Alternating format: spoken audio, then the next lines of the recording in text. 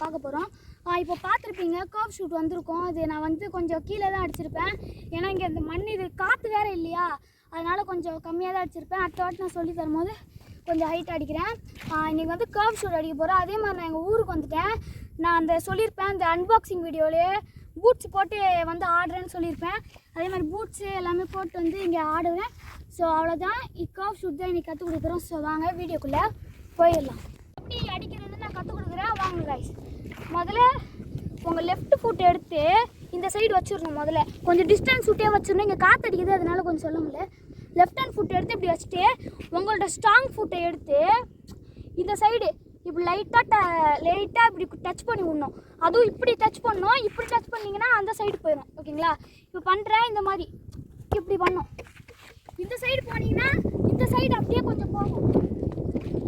அதுதான் கைஸ், இப்படி லைட்டாக இப்படி டச் பண்ணி விட்டிங்கன்னா அது அப்படியே இந்த சைடு போயிடும். ஓகேங்களா? அதான் கர்வ் ஷூட். கொஞ்சம் அதான் கர்வ் ஷூட்டு. நீங்கள் டவுனில் பண்ணிங்கன்னா டவுனில் போகும், அப்பாவில் தூக்கி அடிச்சிங்கன்னா கொஞ்சம் மேலே போகும். ஓகேங்களா? இதான் கர்வ் ஷூட். இப்போ நான் அடிச்சு காட்டுற பாருங்க.